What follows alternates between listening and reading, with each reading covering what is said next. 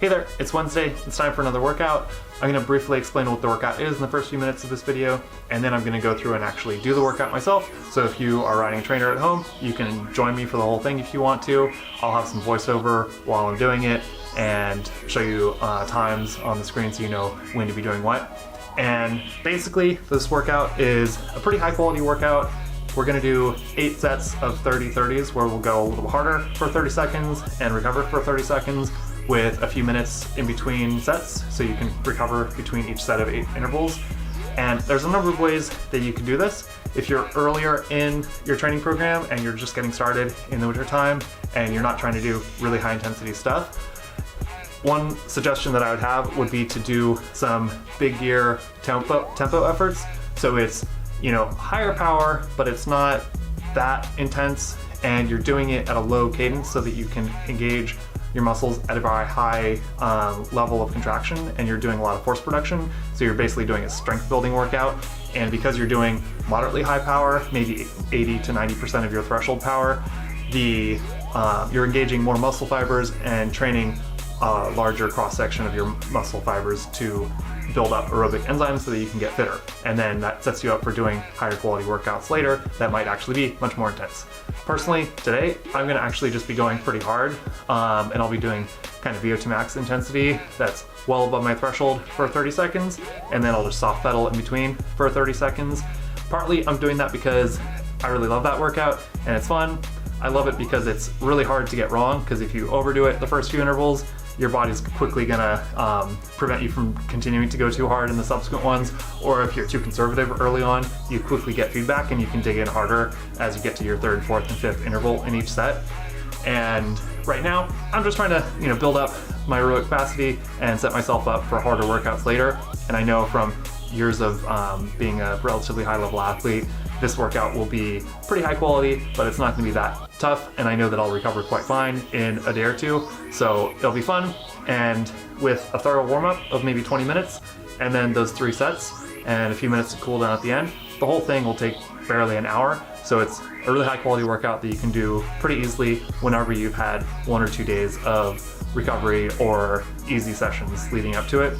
So it should be fun, and if you like this kind of thing, you can subscribe and keep track of when I post other workouts on Wednesdays, and I have other content too about coaching and endurance sports. So have fun with it. Let's do it. It should be a good session.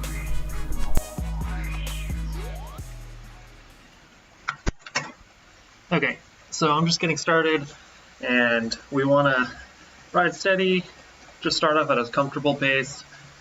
You want to give yourself at least 15 minutes, maybe 20 minutes before you want to go hard.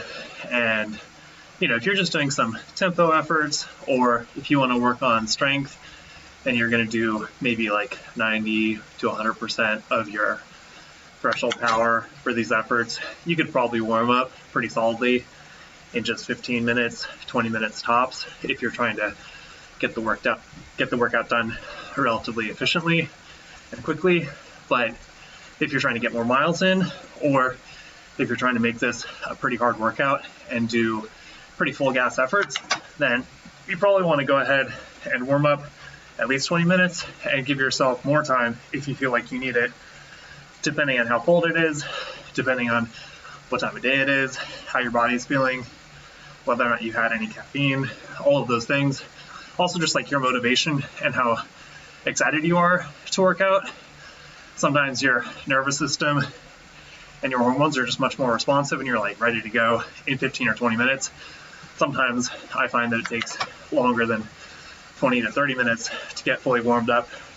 Definitely if it's outside and I'm riding in the real world, it'll often take longer than that if it's cold out, regardless of what kind of clothing I have on. But inside it's nice because you have a lot of control over how hard you go, and you don't have any excessive wind chill. Even if it's 40 degrees in your garage or something like that, you can warm up really well in a relatively short period of time. And warming up, there's a lot of stuff that happens with our bodies, like our heart and blood vessels all dilate and get much more comfortable pushing larger quantities of blood throughout our body. Our blood vessels within our muscles dilate so that you get a lot more blood flow to your working muscles and less blood flow elsewhere to things that your body decides aren't crucial at the time. It's like, obviously, you don't want to eat a huge meal right before you exercise really intensely, and presumably if your stomach is pretty empty, your body's not going to spend a lot of effort directing blood to your stomach. It's going to redirect that blood to your muscles. And really, like, everything except your brain gets less blood flow when you're working out hard, except your muscles get a ton more. And compared to your body at rest versus doing a really hard workout or truly peak effort, depending on what kind of athlete you are and how fit you are, your blood flow can go up 10 or even 20 times to your working muscles. So it's, definitely something that changes hugely when you're training.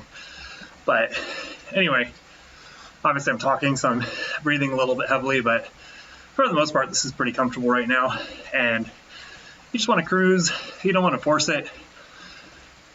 If it feels good to spin a little bit at a higher cadence, or to do a few periods of time where you're riding at a lower cadence and pushing with more force, both of those things can help facilitate a good warm-up. Probably the biggest thing that cyclists sometimes have an issue with is if they live near where it's hilly, or they're just in too much of a hurry, they'll get on their bike and push kind of hard, like physically, and generate a lot of force with their pedal stroke when they're not warmed up and their joints aren't yet as lubricated and their muscles aren't yet warm and as flexible as they will be once they're really going. So, it can create little minor aches and pains.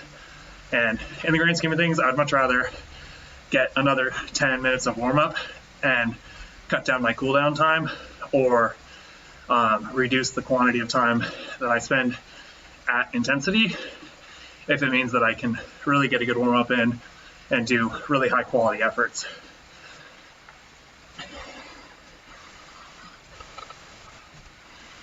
And again, today I'm going to go pretty hard during these 30-second intervals, and I'll be pretty gassed at the end of each one, and then I'll take 30 seconds to just soft pedal and try to recover as best I can, and then go hard again. And that's the whole point. Each little burst of intensity builds on the previous one, and quickly can, if you're going really hard, exhaust your aerobic capacity and create a lot of anaerobic load. So it's a great stress for your body, and it tells your muscles that they need to build up more aerobic enzymes so that you can do more fuel burning aerobically. And it also your body needs to adapt to higher levels of carbonic acid and lactate in your body so that you can do more efforts way above threshold like this. So it's one of the most, if you're going to just do 2 or 3 workouts and a bunch of easy riding, probably this VO2 max intervals that are like 4 to 5 minutes long, and threshold intervals might be my 3 go-tos, because this one you can do pretty high power, and you can potentially start each interval with a sprint, or you can modulate if you're really trying to go for high power stuff and do 15 or 20 seconds on and 40 or 45 seconds off. Obviously there's a million ways that you can modify workouts to make them different for different goals, or just to mix it up and keep things interesting mentally, or to make it more specific to whatever your goal event is. Like if you're a crit rider, or if you're an XC racer and you're going to race on a course that has a lot of climbs that are, let's say, 2 minutes long with short descents, you could easily tailor this workout to that, so that in the last month or 2 before your goal event, you might be doing 2 minutes on, 2 minutes off. You might mix it up and do 2 minutes on, 4 or 5 minutes off, or 2 minutes on, 1 minute off, and just do 2 or 3 sets like that, where you do 2 on, 1 off, 2 on, 1 off, and then 2 on with a 5 or 10 minute break, and then do it again. And even though metabolically there's not really going to be a huge difference in the impact of that workout. Like, there's different modulations that you could do, and as long as the workout is kind of similar and you're doing it pretty intensely, you're probably going to get similar results if you were to just measure your aerobic capacity or your FTP or something like that. But I definitely think there is something to be said for making your workouts really tailored to what the demands of your goal event are, so that you're just extremely comfortable at the pacing and intensity that will help determine whether or not you get a result that you're pleased with, and so that your brain is just hardwired to know how hard you can go for 2 minutes or whatever it is. So for example, over the years, I've really enjoyed going hard on Mount Diablo.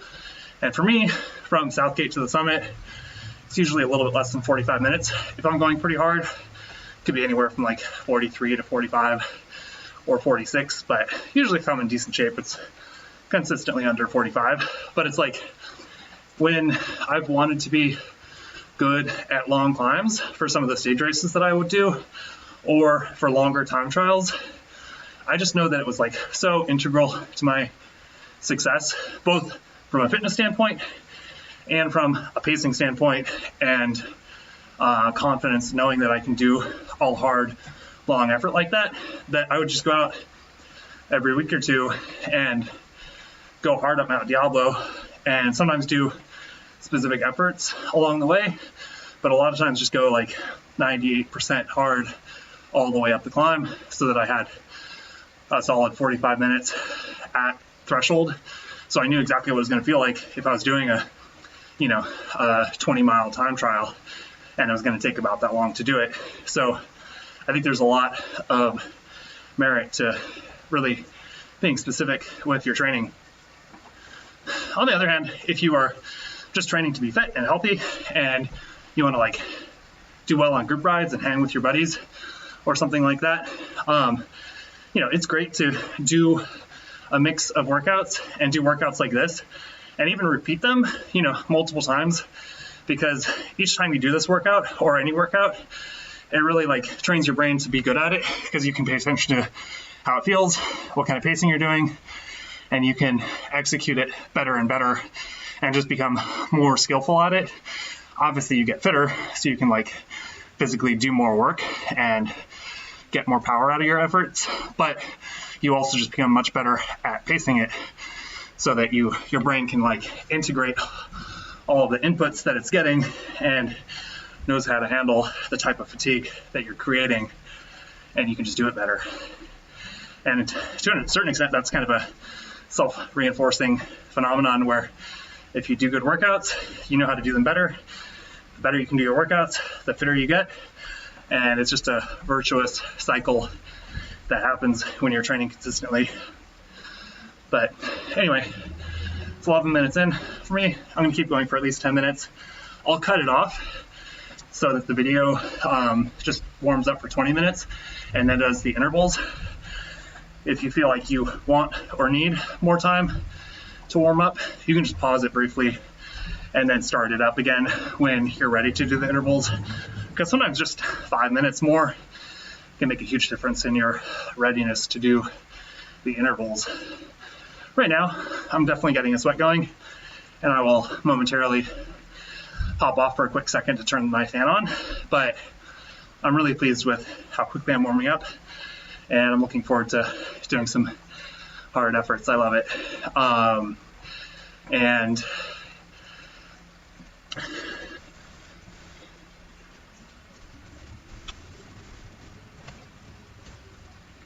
be sure to stay hydrated.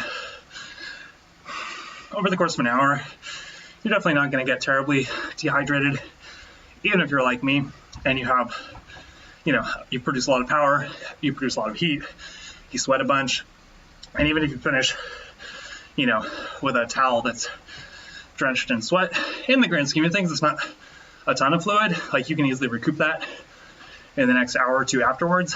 But unless you're specifically trying to get dehydrated to create an extra stress on your body and increase your blood plasma by getting a little a little dehydrated sometimes. For the most part, it's better to stay hydrated, to keep replenishing some of the electrolytes you're losing while you're training so that you can do better training. Usually for longer sessions, but even for short sessions like this can be helpful, and so that you can recover more quickly. Because if you're dehydrated at the end of a training session, then you both want to get calories in, mostly carbohydrate and some protein, but you also want to get in a ton of fluid, and it's hard to do both. Pretty much the only thing that's really great for that is maybe like a smoothie or something, but even then you want to have a mix of electrolytes along with the carbs, fluid, and protein. So usually I would shoot for not being too dehydrated at the end of any given session. Probably start with some fluid right after, maybe just some electrolyte, or maybe like a smoothie or something like that, and then try to get some more calories in once you've kind of jump started your rehydration after the workout. But anyway, hopefully by now you're like getting your heart rate comfortably elevated. You shouldn't see, high heart rate numbers 10 or 15 minutes into a workout. You really should wait longer before you get into like threshold or above threshold territory for your heart rate. If you see that kind of heart rate right off the bat, you're almost certainly just going out too hot. I mean, obviously if maybe you're very well recovered because you had like a week off for some reason and you had a bunch of caffeine and your heart rate is just artificially elevated and especially responsive, you might see high heart rate values pretty quickly. But for me, like, I'll usually mostly try to keep it below tempo territory for at least the first 30-40 minutes if I'm riding outside, or if I'm on the trainer, I'll usually try to wait at least 20 minutes before I get anything even close to tempo heart rate values. And if you're going by power, I would usually think about starting around like 50-60% of threshold, like at the very start, and then just slowly increasing to more like 80 or 90% of threshold late in your warm-up, so that you're not really going hard, you're not hurting at all, but you're like feeling, pretty ready to go hard when you want to. And if it is a really intense workout and you want to do like really high power, you might want to have a slow ramp up to like 80 or 90% of threshold and get comfortable, breathing hard, having a good sweat going. You will want your muscles to feel like they're all pretty activated and ready to go hard. But then you might back off for a few minutes before you start your intervals. So like out on the road, one of my favorite workouts over the years was 3 to 3.5 hours long. I would warm up riding out of Berkeley. It'd be like half an hour of kind of gradual climbing at the start, and then kind of rolling for another 20 minutes or so. And then about 15 minutes in, I would hit a climb that I like to go hard on, and it's about 4 minutes long. And it would be preceded by a descent. So I'd roll into it just kind of pedaling, but not coasting, not soft pedaling, but not pedaling hard. So my heart rate would be low, my aerobic capacity would be like not used up at all, and then I could hit the hill pretty hard if I wanted to. And then I'd ride for 20 minutes to another hill on a little loop that was near me, and I would do another 4-minute effort, 20 minutes pretty comfortable, 4 minutes steady, 4 minutes really hard, and that was a great workout. I would do like 4 or 5 by 4 minutes with 15 to 20 minutes of steady endurance between, and it was great. It was like a great road racing type of workout that was awesome for aerobic capacity and decent for endurance, because by the end of it I would have had like 50 or 60 miles in.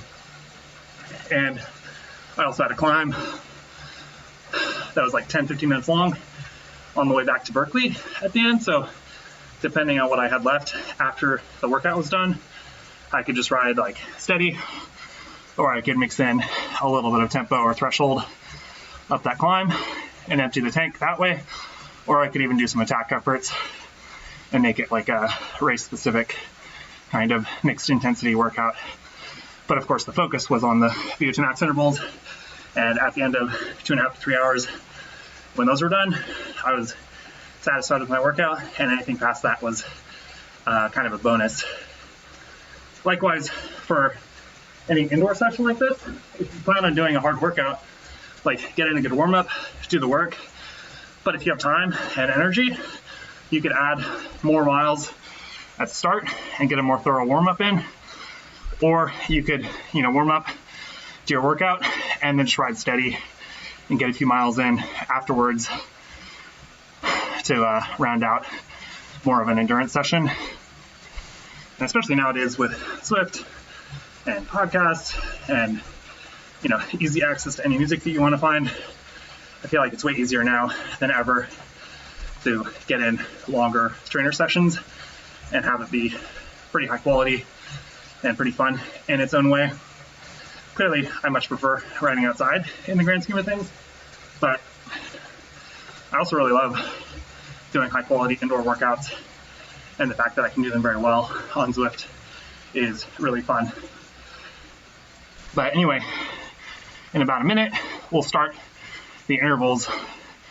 I'm gonna ride steady until I feel like I'm ready to do the intervals, but for the purposes of this video, I'll cut out any extra minutes that I might have. So we'll just get started in about 50 seconds, and it's gonna be 3 sets of 8 efforts. Each effort is 30 seconds long with 30 seconds of recovery. And I'm gonna go pretty hard. So just like 90 to 100% effort on the 30-second efforts, and soft pedal and catch my breath in between. But if you wanted to go just like FTP, like your threshold power, or like 80% effort, or if you wanted to do some bigger efforts to work on strength, that will be equally valuable, especially if it's early in your program and you're just building up strength and aerobic conditioning, in December or January.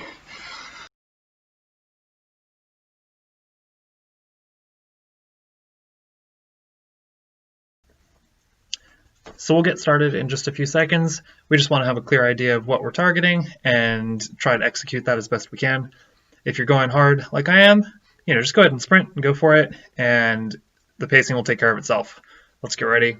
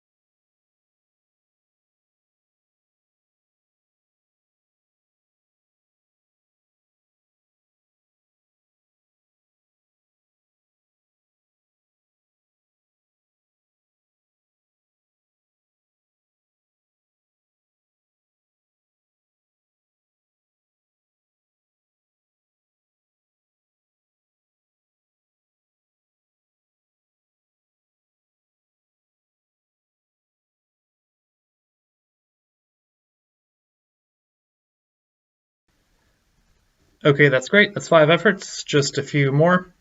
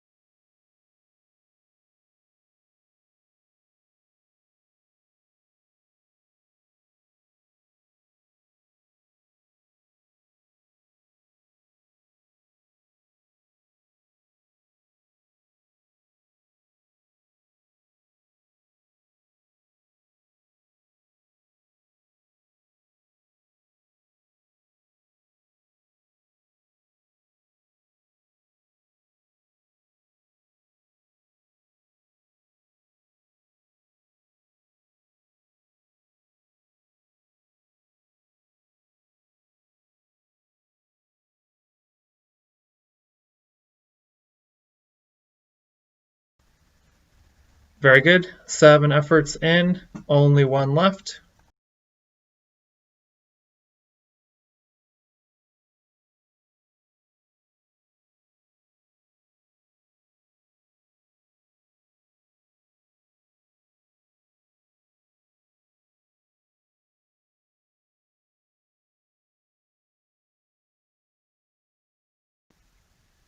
Okay, here's the last effort. Let's go for it.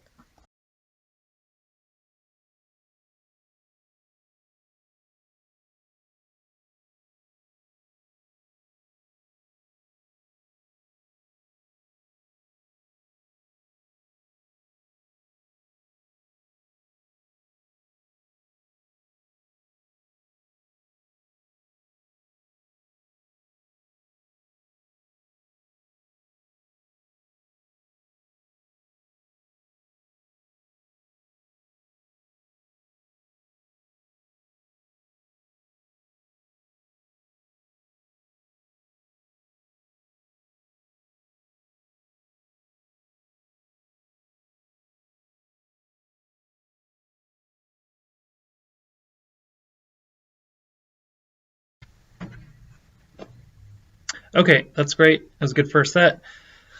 No doubt it's going to take a minute to catch your breath and feel totally comfortable again. That's totally fine. Just cruise for a few minutes and we'll do the second set. If you have some drink mix or some water with you, it'll be good to hydrate a little bit. If you need to go to the bathroom, I would spin out my legs for a couple of minutes and then go to a quick stop and come back. Obviously, you can just pause this video. That's going to be totally fine. Generally, the shorter the rest between sets, the better, or like not the shorter the better, but you want to keep it limited. You don't want to just have arbitrarily long periods of rest unless you're riding steady and you're trying to make it more of an endurance session, which is also a totally viable option if you wanted to do that.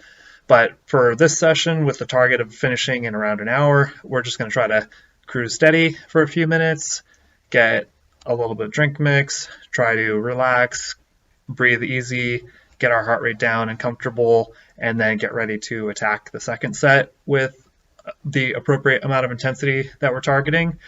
And again, don't worry about if you're hitting your power targets each effort. If you're really kind of shooting for a certain power, you're probably either holding back so you can hit a target and know that you do it, or you're just doing it like I am and you're going hard. The start of each effort has a little bit higher power spike, and then you kind of plateau at a good VO2 power, and then each recovery period you just kind of soft pedal and try to get your breath back, and that's totally fine. In general, that approach will make sure that after a few intervals, you're hitting around your aerobic capacity intensity and you're kind of stressing those systems, which is great. But if you're targeting something else and you're trying to do a more moderate intensity workout, you're doing over unders with like threshold and tempo riding, it should feel mostly pretty comfortable. It should definitely get your heart rate up towards the end of each set, and it should feel like work, but not be painfully hard. Or if you're doing strength work and you're doing some big gear tempo or threshold intensity or like threshold power efforts, but at a lower cadence, those efforts shouldn't feel terribly hard, but they can, be good aerobic conditioning and be good early in a training program. And yeah, we'll just keep doing it. We'll start the next set in about a minute and a half, and it'll be good.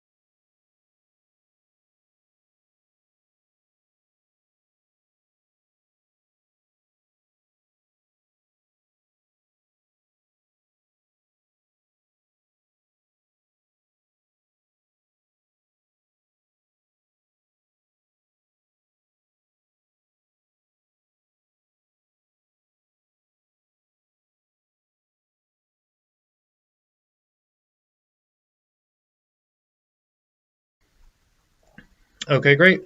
Hopefully you're feeling pretty relaxed and feeling focused and ready to do the second set, which we will start in just a second. Let's do it.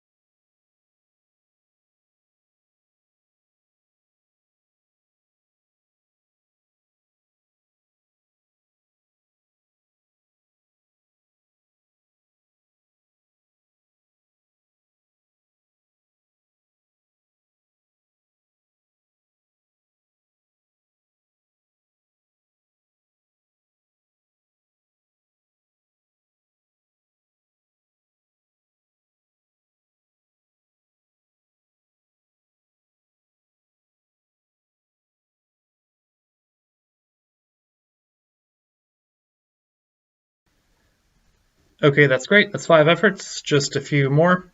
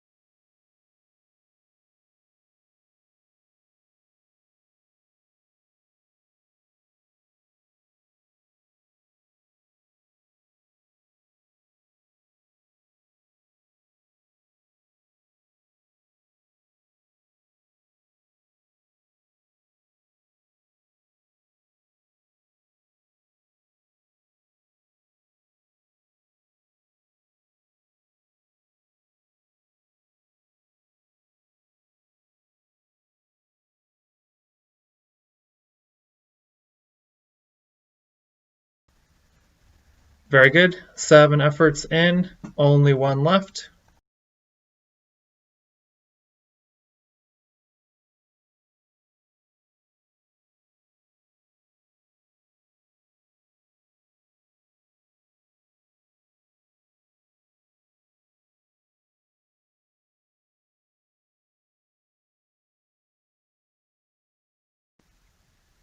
Okay, here's the last effort. Let's go for it.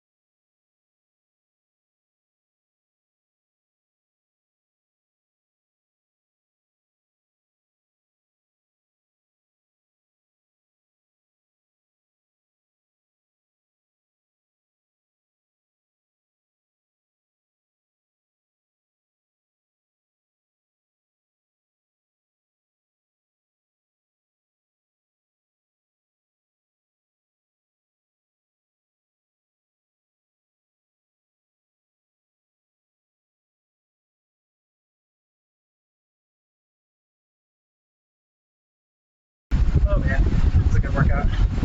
I love being good workouts and pushing hard, but feeling like it's productive. This weekend I was like kind of doing flat and just getting some endurance miles in outside, but it was like kind of cool. Never really felt totally warmed up, so this is really fun and like really high quality efforts. Usually I wouldn't do like super full gas efforts like this during the winter, but sometimes I think if I have a lot of good foundational training, like aerobic conditioning, endurance, strength, and I'm just feeling like pretty flat, and I don't have any short-term goals, like I'm not racing in the next couple of months. Sometimes over the last few years I've mixed in a little bit of intensity like this just to try to wake up my legs. And then definitely in the middle of the season, if I'm trying to get in good racing shape or work on my top end, I will for sure do workouts like this somewhat regularly. Mix it up with similar workouts like the 4-minute intervals I was talking about. It's all about having fun and stressing your body, but in a productive way. And I know right now, like my overall training load is not that high, so for sure I can handle a workout like this and like you know, it's not necessarily going to have any really downside for the present moment. And if anything, feeling good, going hard by doing the very infrequent intensity during the winter can be good. It can be fun to like mix it up a little bit. It's fun to do a group ride during normal times, or maybe like that Swift race as a substitution for or addition to your regular weekend plan or something like that. It can be good. I mean, it's all about having fun, keeping at it, and not being dumb about it, like just doing arbitrarily hard efforts every other ride. That's for sure a recipe for poor results. But infrequently having fun going hard or waking up your legs with a more intense workout can definitely be a productive and motivating part of any good training program. So anyway, there's just one more set of efforts and it should be pretty good. Start that in just a minute and change, and then we'll do that for 2 minutes. It'll be a great session by the end. And definitely remember to have some, a little bit of calories, a little bit of protein and carbohydrate, and some fluids right after. If you're a smaller rider or you're relatively newer to riding, it's good to make sure your body doesn't just finish workout in a stress state and then just maintain that by not providing it some calories to recover. But a lot of like less fit riders, smaller riders, you might do fine with just 300, 400, 500 calories in the first hour or two afterwards. I would have at least something in the first 30 to 60 minutes, at least 200 calories. But as you get fitter and as your training overall gets more difficult and higher quality, something like this, I would probably finish and have maybe 400, 500, 600 calories of 2 to 3, like 3 parts carbohydrate to 1 part protein, and then like a little bit of fat and some electrolytes and some fluids to help replenish lost glycogen and provide some protein so you can build up new enzymes and get stronger and fitter.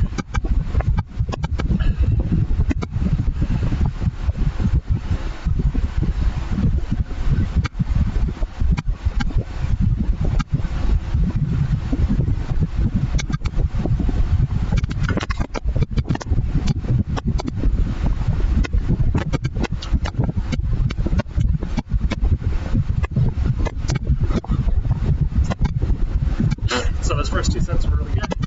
Just one more set, and it's just about finishing it out, doing the best effort. I mean, there's not really any strategy or pacing to it. You just go hard for 30 seconds, soft pedal for 30 seconds, and it's good. Or if you're targeting lower intensity, shoot for your target at a lower heart rate or power.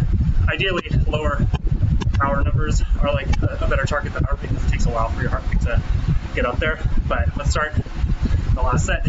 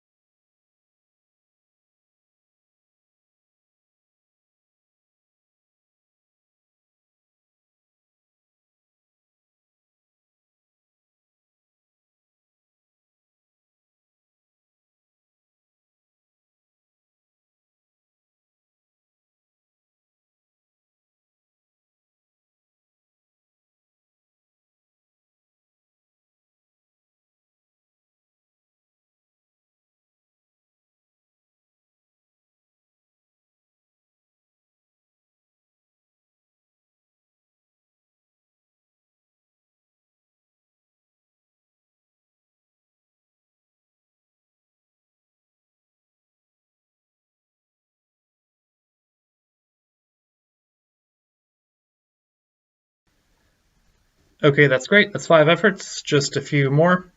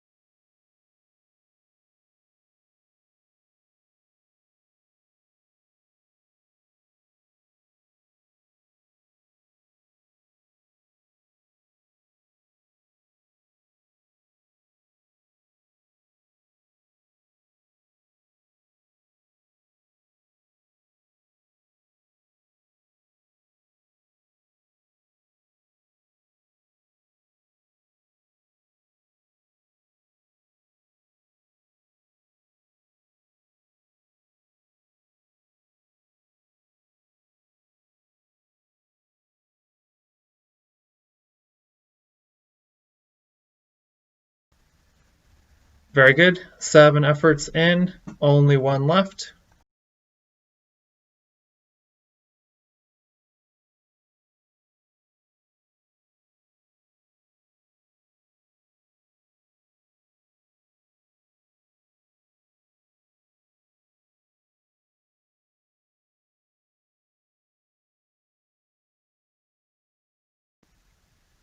Okay, here's the last effort. Let's go for it.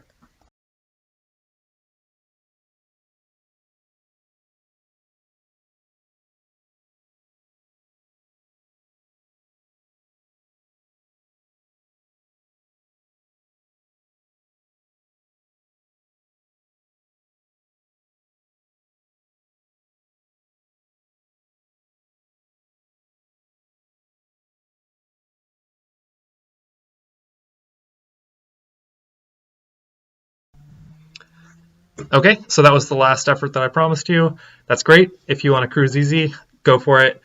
If you want to, you can join me. I'm going to go do 4 more efforts to really finish up strong and empty the tank a little bit more fully. So if you want to do that, you can join me. We're going to start the last 4 efforts in just 10 seconds.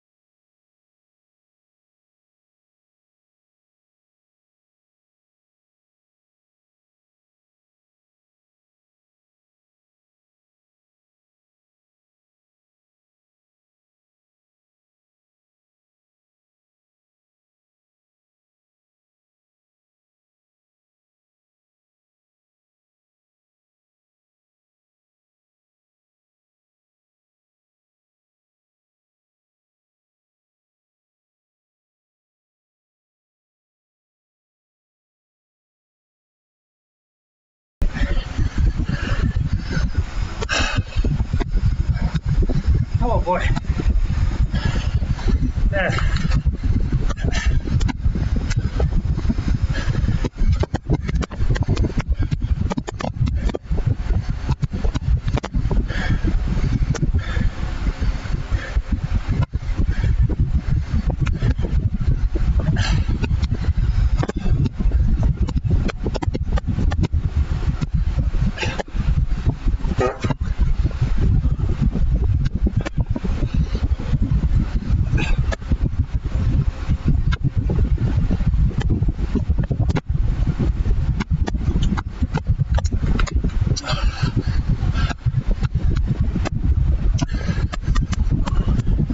That's fun. So definitely, after a workout like this, you definitely want to spin for at least 5 or even 10 minutes to loosen up your legs and get everything back to a comfortable homeostatic spot in your body. Mostly just like getting your heart rate down, getting all your lactate, carbonic acid, and pH levels kind of settled again. Let your muscles kind of pump all their ions back to a happy spot. So you're not just like going totally full gas and then just totally stopping afterwards. It's fine if you like soft pedal and stop moving a lot for a minute or two as you catch your breath and let your heart rate come down. But you just don't want to have that be the end of it. You definitely want to spin out your legs afterwards. And you'll see that even at World Tour races like the Tour. I mean, obviously, we're not doing anything nearly that intense or long, but those guys are trying to go hard day after day, or at least have the capacity and like potential to go hard day after day, depending on how the tactics play out. And you'll see those guys a lot of times spinning out for a few minutes after each stage is done, so that they're, you know, a little looser in pressure, getting off their bikes and going to recover for the next stage. And it's not that extreme, but if you're trying to get in good training 4, 5, 6 days a week and feel good doing it, it's really helpful to not just make your recovery harder than it needs to be by, you know, not eating well, not drinking well, or spinning out your legs after a good workout. So anyway, I'm just gonna keep cruising. You can too. Listen to music, check your email while you spin, keep your legs moving. But you want to finish the workout feeling tired, but not having your legs still burning, not having your heart rate still elevated. You want to get off the bike feeling pretty comfortable. But great job. I'm just gonna keep spinning, and I'll see you in the next one if you want to join me. And for sure, you know, it takes a lot of effort to make these videos, so if you subscribe, that'll provide some feedback that I know that people are responding and enjoying this stuff. If you made it this far, thank you for joining. You know, definitely like this workout, comment if you did it. That would be awesome, because then I'll be sure to keep doing them. But at least for a while, I'll keep doing it to see if it catches on. But yeah, good job. And again, this workout structure can be adjusted and modified. You can do over-unders where you do like just above threshold with just under threshold every other 30 seconds or every other minute.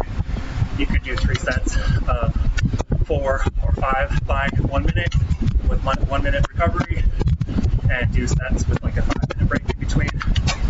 And there's a lot of ways that you can, you know, tweak it so that it's easier or harder depending on when it is in your training cycle. And then just as a reminder, heart rate lags a lot. Like if you look at my ride file, I'll try to remove the link down below. Or if you look at your heart rate throughout a workout like this, if you have power and heart rate, you might see that your power like spikes and then dips with recovery, and spikes and dips, and it might be like within a certain range. Like maybe it drifts downward a little bit throughout each set, but it's probably like pretty steady after the first few intervals.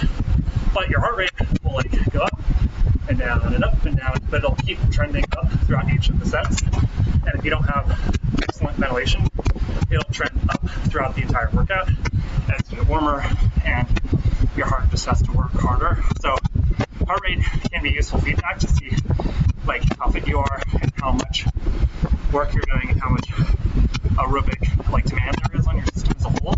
So as you're fitter, you'll be able to reach higher heart rate values for a workout like this, but you shouldn't use it to gauge intensity at all for really short efforts or really variable workouts like this. You can use it as feedback after the fact if you're doing some basic analysis, but there's no point in having a target heart rate for a 30-second effort or even a 1-minute effort. If you're doing 5 or 10-minute efforts or doing long climbs or steady aerobic work, then that first few minutes of lag time can be ignored and you can target heart rate as you get settled into your pace for those longer efforts. But for shorter efforts, it's really all about power and perceived effort and just doing like as much as you can if that's what your target is, or doing as much power as you can while remaining, below a certain level of discomfort. There's a lot of ways to factor in each of those feedback mechanisms, but definitely for longer efforts, heart rate is a very valuable piece of information that we can use to try to make our training better and try to monitor how it's going, especially your power and heart rate. And you can maybe like do your long rides at a certain general heart rate and see that your power goes up over time, or if you see that you target, a general power for your long rides and your average power is in a certain range, but your heart rate comes down over time, then you know that you're getting aerobically fitter.